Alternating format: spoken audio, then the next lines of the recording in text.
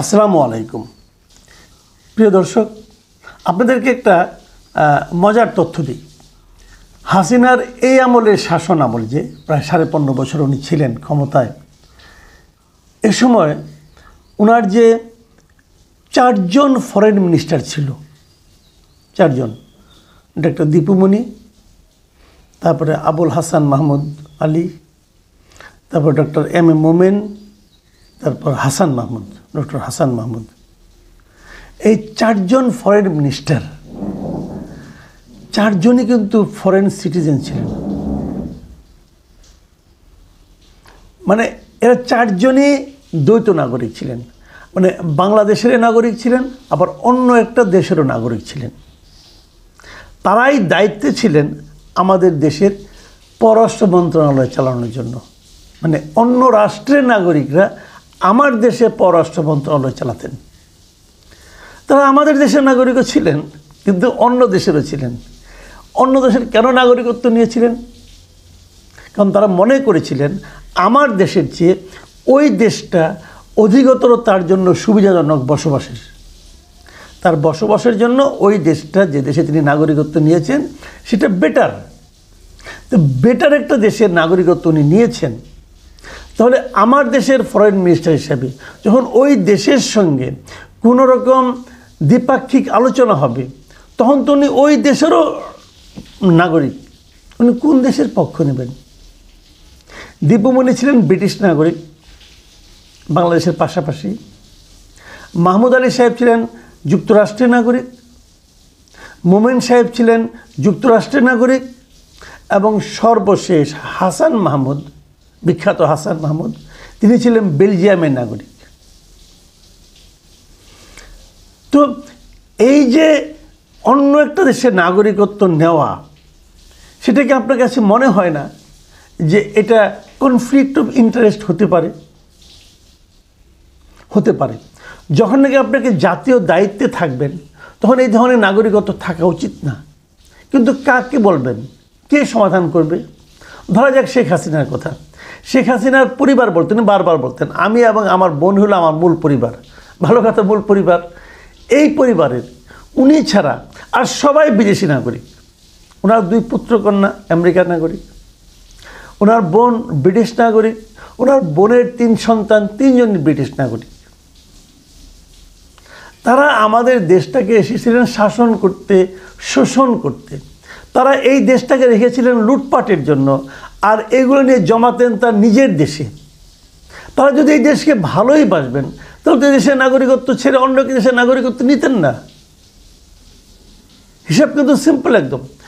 আমি মনে করি একটা জিনিস, সেটা হলো আমাদের দেশে যত দুর্নীতি আছে, বড় বড় দুর্নীতি, এই দুর্নীতির মূল কারণ হলো এই দ্বৈত নাগরিকত্ব।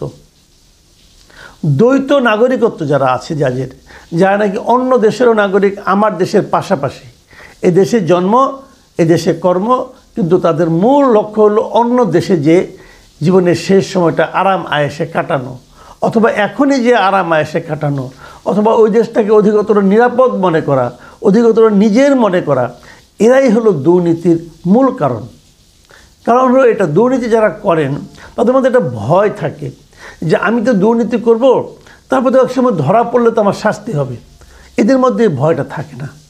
তারা মনে করে দুর্নীতি করব, করে টাকাটা পাচার করে দেবো, দিয়ে ওখানে একসময় চলে যাব, আমার আর কীভাবে ধরবে? পারবে ধরতে এই সরকার এস আলমকে? পারবে না। পারবে ধরতে আজিজ খানকে? সেটাও পারবে না। আমাদের এখানে বড় বড় ধনী যারা আছে, এদের মধ্যে বিদেশের নাগরিক না, মানে দ্বৈত নাগরিক না, এমন আপনি খুঁজেই পাবেন না। কানাডায় তো একটা নির্দিষ্ট অঙ্কের টাকা দিলে সেখানে নাগরিকত্ব পাওয়া যায়। কানাডার বেগমপাড়া নামে তো একটা বিখ্যাত এলাকায় আমরা বলে থাকি যে ওখানে নাকি সমস্ত বড় বড় যারা নাকি যারা রাষ্ট্রের দায়িত্বপ্রাপ্ত ব্যক্তি, আপনার রাজনীতিবিদ, মন্ত্রী, এমপি, এমনকি বড় বড় আমলা, এদের সবার নাকি স্ত্রীদের নামে ওখানে বাড়ি ঘর আছে, এবং তাদের মাধ্যমে নিয়মিত টাকা পাচার করে তারা ওখানে একটা বিশাল অঙ্কের অর্থ তারা সংগ্রহ করে রেখেছে। এখান থেকে দুর্নীতি করে যতটুকু কামানো যায় কামিয়ে শেষ মুহূর্তে সবাই তারা উড়াল দেবে ওখানে যে স্ত্রীর সঙ্গে, সন্তানের সঙ্গে থাকার জন্য। আমি এই জিনিসটা মনে করি যে এটাকে থামানোর এখনই উপায়।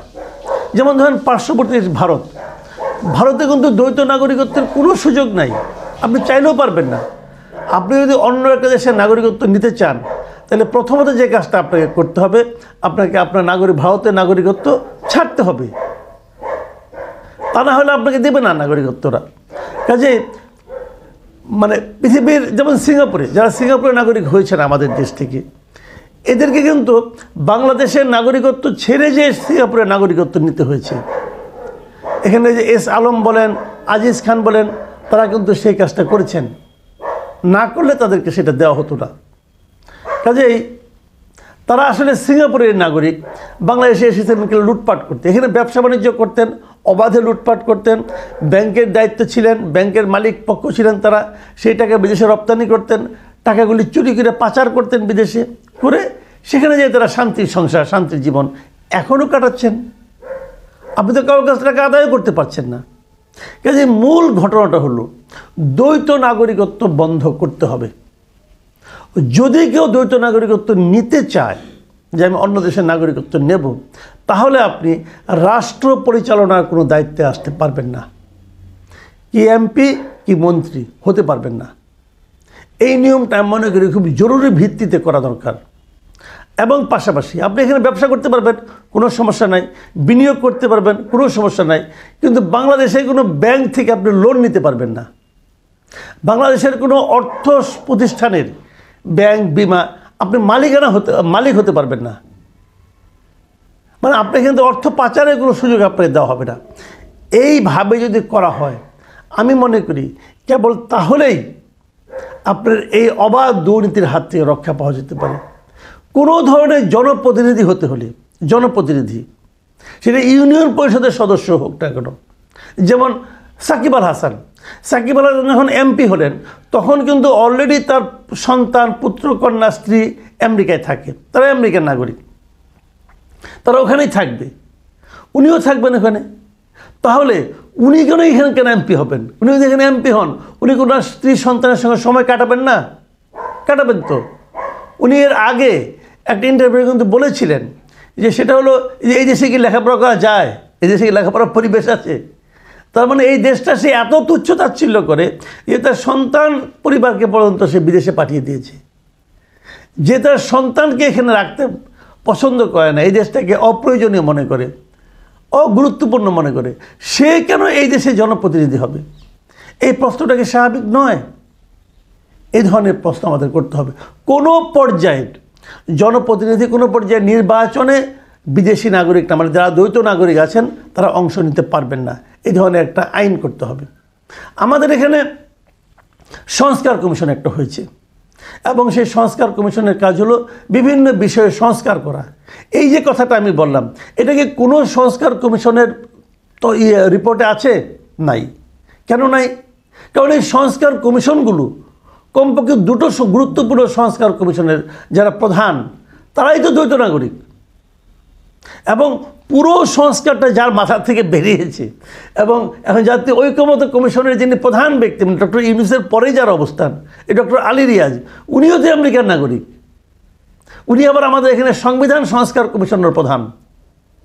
আমাদের সংবিধান সংস্কার করে দিচ্ছেন আমেরিকার একজন নাগরিক। এই দেশে যারা সংবিধান নিয়ে লেখাপড়া করেন তাদের তো আত্মহত্যা করা উচিত। যে একটা রাষ্ট্রবিজ্ঞানের অধ্যাপক, তো বিদেশি ইউনিভার্সিটির, সে এসে আপনাকে বুঝিয়ে দিচ্ছে যে সংবিধানটা কি হবে, এবং তার লিখে দেওয়া সংবিধান এদেশে পরবর্তী সময়ে যুগ যুগ ধরে এদেশের সংবিধান বিশেষজ্ঞরা মান্য করে চলবেন। মানে এর চেয়ে বড় ট্র্যাজেডি আর কি হতে পারে?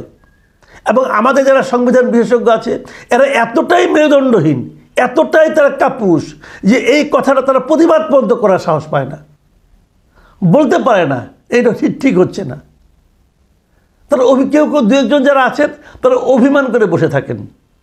একজন আছেন ডক্টর শাহদিন মালিক, ওনাকে প্রথমে এই কমিশনের প্রধান করা হয়েছিল, পরে ওনাকে বাদ দেওয়া হয়েছে। কেন বাদ দেওয়া হয়েছে এটা বলার মতো সৎসাহস এই ভদ্রলোকের নাই। এই ভদ্রলোককে আগে আমি খুব পছন্দ করতাম, কিন্তু ওনার এই কাপুরুষিত আচরণ দেখে আমি লজ্জিত হই এখন।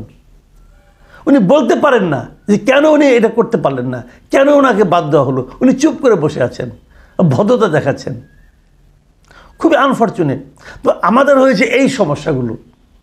আমি মনে করি বটম লাইন যেটা আমি বলতে চাচ্ছি যে দ্বৈত নাগরিক যারা হবেন তারা দেশের কোনো গুরুত্বপূর্ণ জায়গায় থাকতে পারবেন না। কারণ যখন তারা গুরুত্বপূর্ণ জায়গায় থাকবেন তখন তারা এ দেশের সঙ্গে সঙ্গে অন্য একটা দেশের স্বার্থের কথা ভাববেন, সেটা হওয়া উচিত নয়। এবং সব শেষ প্রশ্ন, ডক্টর ইউনূস কি দ্বৈত নাগরিক? আমি জানি না। তবে উনি দীর্ঘদিন আমেরিকায় ছিলেন, স্বাধীনতা যুদ্ধের সময় ছিলেন। কোনো একটা বিষয় বোধহয় আছে, দ্বৈত নাগরিক কিনা আমি শিওর না। আমি মনে করি ওনারও এটা ক্লিয়ার করা উচিত যে উনি দ্বৈত নাগরিক কিনা। তবে দ্বৈত নাগরিকদের প্রতি ওনার যে এক ধরনের সহানুভূতি, এক ধরনের বিশেষ কি বলবো সিম্প্যাথি ঠিক নয়, বিশেষ আকর্ষণ কাজ করে, সেটা বুঝতে পারি। কারণ ওনার উপদেষ্টা মণ্ডলীতে এবং ওনার বিশেষ সহকারী যারা আছেন এদের মধ্যে বেশ কয়েকজন আছেন দ্বৈত নাগরিক। বিদেশে থেকে এখন ওরা দেশপ্রেম দেখাচ্ছেন।